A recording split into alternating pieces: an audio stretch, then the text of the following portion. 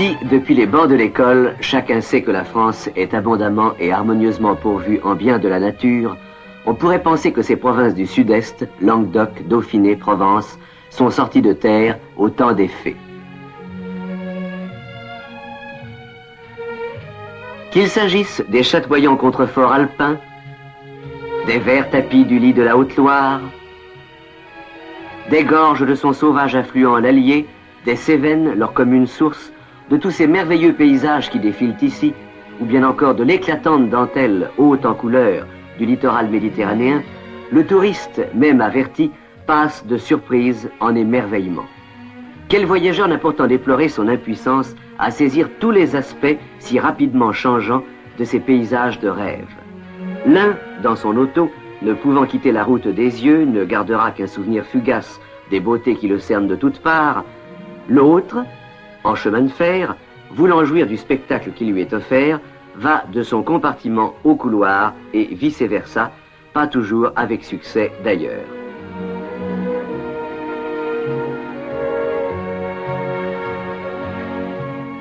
Tout a changé pour ceux qui ont eu la bonne fortune, mais non le privilège, de voyager en autorail panoramique.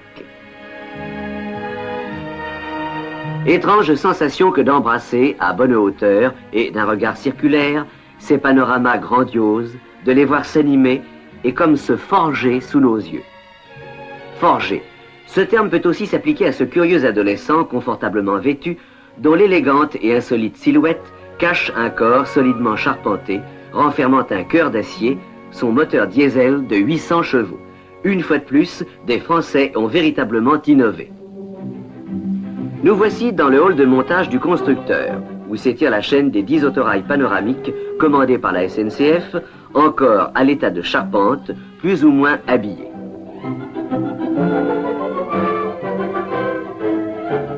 Ici, avant agrafage du revêtement extérieur latéral en feuilles d'aluminium, un épais matelas de laine de verre isolera le voyageur des bruits extérieurs comme des variations de climat.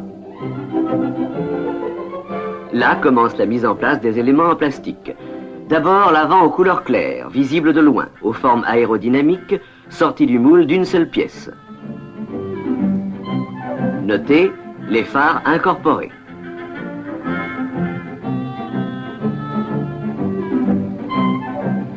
Puis les 4 éléments constituant le dôme, chacun formé de 2 coques, l'une extérieure, l'autre intérieure, soudés ensemble dès leur sortie du moule pour ne constituer qu'un seul corps creux très rigide malgré sa légèreté exceptionnelle.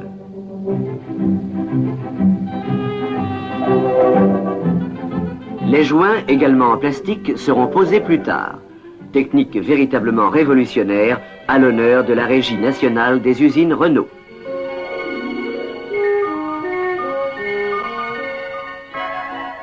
Voici arrivé le moment de placer les vitres aux formes complexes, aux qualités multiples, puisqu'elles doivent résister aux chocs, arrêter les rayons solaires les plus chauds et supprimer buée et givre grâce au fin réseau chauffant invisible qui leur est incorporé.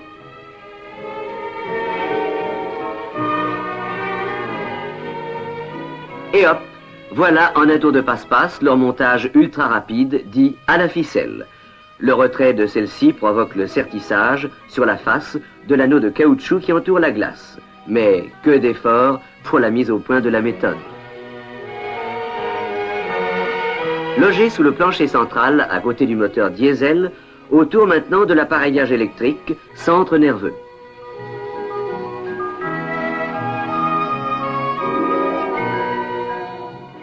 Ne dirait-on pas un gros jouet brillant qu'on balance au bout d'une ficelle? C'est pourtant maintenant une masse de 40 tonnes qui va être posée délicatement sur ces 2 bogies. Elle atteindra alors 54 tonnes et, si les essais en ligne sont réussis comme ceux de ses prédécesseurs, roulera 2 jours après à la vitesse de 130 km à l'heure.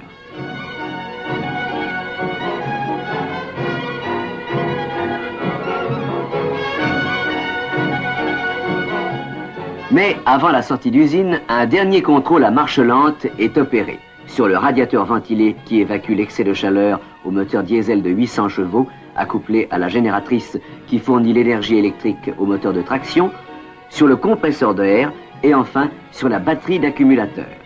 En somme, poumons, cœur, vaisseau, ayant donné toute satisfaction à cette ultime auscultation, on procède maintenant aux essais statiques. Dûment lesté, c'est la pesée en charge. Parfait, le résultat est conforme au calcul.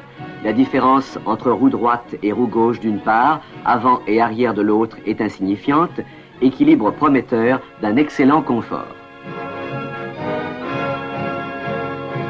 Sur une voie volontairement inclinée, l'autorail avance lentement.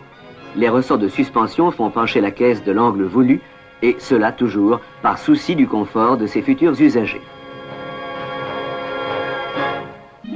Après les essais statiques, essais en ligne sous la direction des techniciens spécialistes.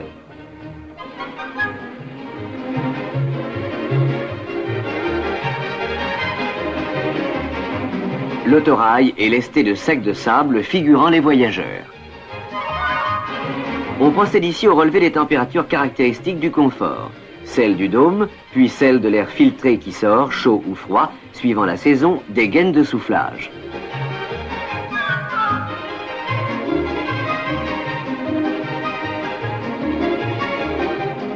Sur cette section de ligne où la vitesse peut atteindre 120 km à l'heure, on se prépare à un essai des freins.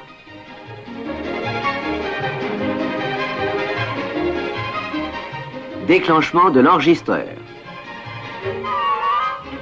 Le frein entre en action.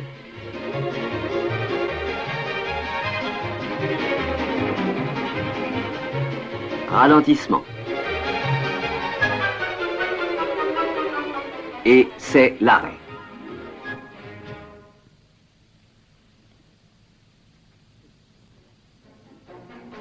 On repart.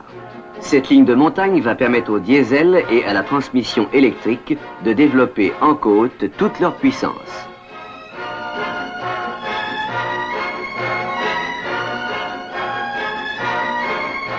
Celle-ci est enregistrée pendant la rude montée du col de la Croix-Haute, sur la ligne Grenoble-Marseille.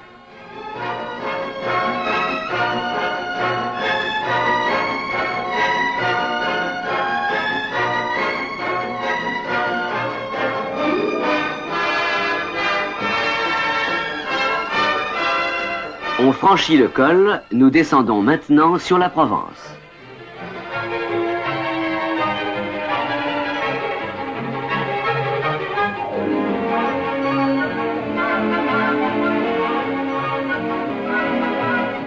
Cet appareil enregistre les oscillations verticales et transversales qui se révèlent exceptionnellement faibles. Il en sera de même des bruits grâce à un plancher épais de 130 mm garni de matériaux insonorisants.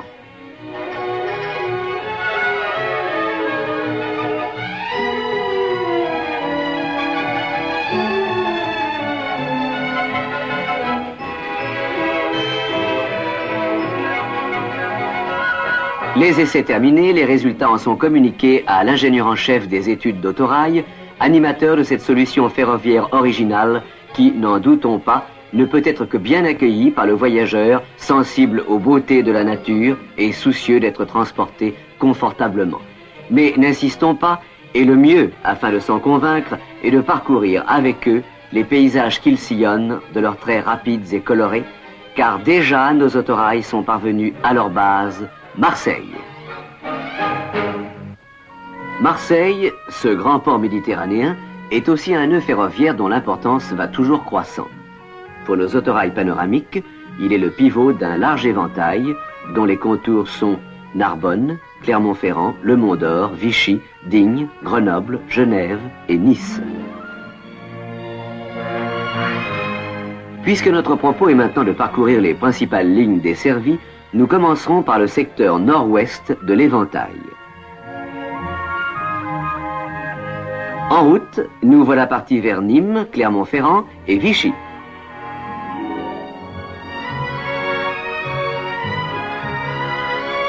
Nous traversons la banlieue marseillaise qui bientôt ne sera plus qu'un souvenir. Le soleil provençal, si spécial selon les poètes méridionaux, justifie ici l'emploi du store qui diffuse agréablement ses rayons.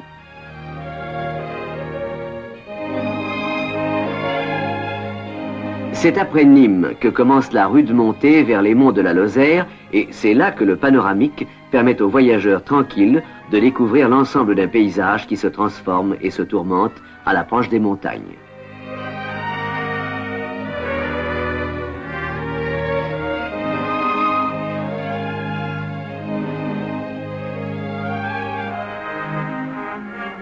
La Bastide Saint-Laurent. Nous sommes à 1024 mètres d'altitude, presque aux sources de l'Allier. Quelques flocons de neige nous accueillent en silence, comme pour nous reposer du soleil de la bruyante Marseille, quittée quelques heures plus tôt. Non sans regret, nous laisserons ici notre confortable transport continuer sa course vers Vichy, pour aller maintenant suivre quelques méandres pittoresques du secteur nord-est sur la grande relation Genève-Grenoble-Marseille. Nous voici déjà à Grenoble, métropole de la houille blanche et centre touristique des Alpes françaises. C'est donc de cette capitale économique et intellectuelle du Dauphiné que nous partons cette fois pour rejoindre Marseille par la route ferroviaire des Alpes. Elle ne manque pas d'être fertile en panoramas sans cesse renouvelés qui doivent être admirés en toute quiétude par le voyageur, dans une douce ambiance, malgré les températures si changeantes et parfois rigoureuses du climat alpin.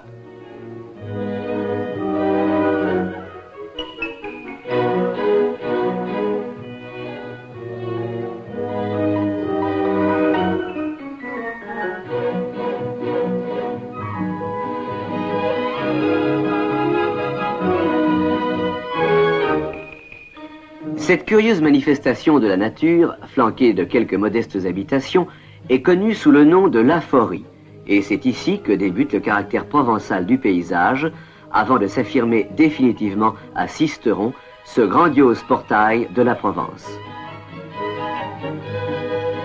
Toutes ces vues, tous ces tableaux brossés par quelques génies célestes, nos voyageurs les contemplent sans être troublés par le sourd ronflement des 800 chevaux du moteur diesel qui pourtant sous leurs pieds tourne inlassablement.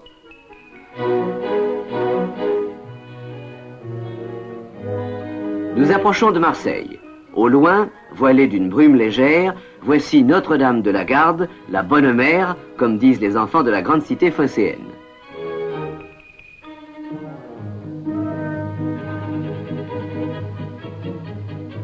Bientôt, après s'être faufilé parmi le complexe invraisemblable de voies et d'aiguilles, le hall de la gare Saint-Charles qui nous accueille va nous voir repartir sur un des trajets les plus merveilleux du monde, la Côte d'Azur.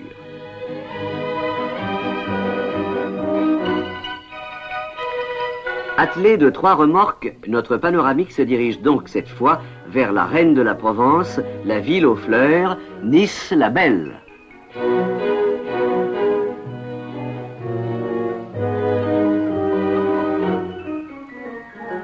Impeccable dans sa combinaison d'uniforme, le conducteur élance son convoi à l'assaut de ces paysages tour à tour sauvages ou grandioses qui ici se passent de tout commentaire.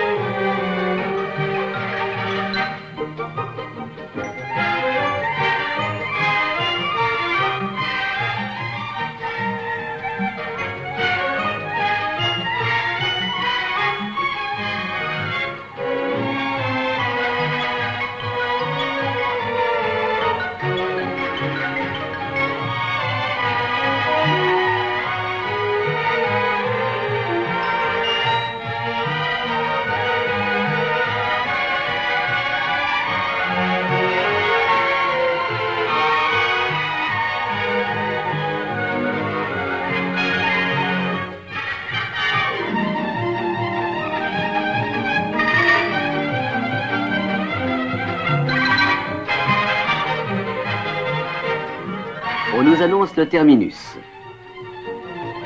Nice, c'est la fin d'un voyage confortable et magnifique. Hélas bien court, mais qui nous laissera le souvenir inoubliable des paysages qui furent largement offerts à notre admiration.